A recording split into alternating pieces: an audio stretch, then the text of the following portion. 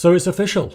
If you are a regular user of LinkedIn, you have probably seen your engagement, reach and follower growth fall through the floor over the last few months. I had my suspicions, but it was confirmed based on a fantastic piece of research that was recently shared by a gentleman called Richard van der Blom, who's very prolific on LinkedIn. Go check him out if you haven't already.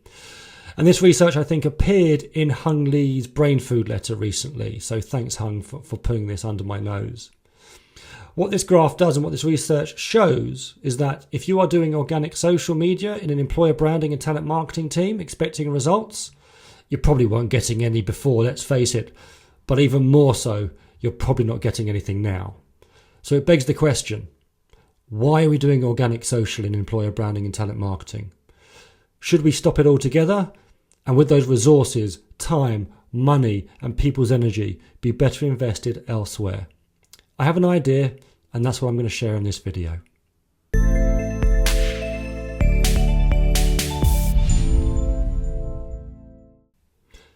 Here's that graph. And as you can see, when it comes to organic engagement, reach, follower growth on LinkedIn, it paints quite a bleak picture. There's lots to unpack here, but there's a few things I just want to hone in on because it's kind of given me that slap in the face that says, do we need to stop doing social media in employer branding and talent marketing like it's still 2010? The amount of time and effort and blood, sweat and tears that internal teams especially have to put into doing this for very little return. Go and check any branded LinkedIn profile. Look at the posts and where you see engagement, just click on the engagement. And I bet you pretty much in most instances, 80% plus 90% of that engagement is with existing employees, which is great. If you're doing internal engagement, carry on if that's part of your strategy. But my hypothesis is that most talent marketers and employer branders do organic social to reach new talent. And it just doesn't work on organic LinkedIn. I know there's pressure to do it because senior leaders expect it. I don't know why. Maybe it's vanity. Maybe they see their competitors doing it, so they feel like they need to be doing it. But it doesn't really have any impact if your goal is to attract new talent. It's always been pay to play. It has been for the last several years. But this graph, I think, really does bring it home. Is it time to do something radical? And it may be unpopular, but I'll come on to some ideas that you could do as an alternative with all that money, resources, people's time, etc. So, couple of things to hone in on. If you're doing things personally, like I have been lately, so thanks LinkedIn, as if things weren't challenging enough right now. If you're doing stuff on your personal profile, your impressions are down 30 to 40%, your follower growth is down by similar amounts, engagement is down by double the amount, and those top voice collaborative articles, which are written by AI, and in many cases probably answered by AI, people using AI, there's no impact on reach whatsoever. So I know it's nice to have a little badge, so you can say, hey everyone, I'm a LinkedIn voice, or I've got a LinkedIn badge, but it's not doing anything for you. Sorry about that. Sorry to be the bearer of bad news. If we keep going through the rest of the data, there's some other kind of tough to read data points here. So what we see in our feed, 50% sponsored content and ads. Surprise, surprise. LinkedIn need to make money. Microsoft bought them for $8 billion, don't forget. And, it's time to pay the piper. They want their money back. So the sponsored content obviously gets priority. Preferred content creators, 24%. Other content creators. Organic company page content. Around 1.5% is seen in people's feeds. And to quote Richard, almost invisible. So again, I'll ask the question, why are we doing organic content through company pages on LinkedIn? Especially if the strategic goal is to get in front of the target audiences and the talented people we want to attract in our business. Because this data shows that that's not happening.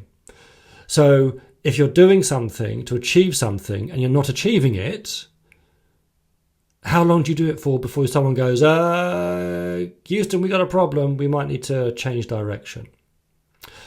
So what could that direction be? The amount of time, having been in-house and worked for agencies, that goes into creating content for LinkedIn is enormous. Sometimes it can be 25% of someone's role. If you add up those hours, that money, that cost to push it out, create it, get the feedback, so on and so forth, it takes so much time. What if we just turned the tap off and diverted that energy, that money, that effort into things that had an impact? Two ideas. Advocacy.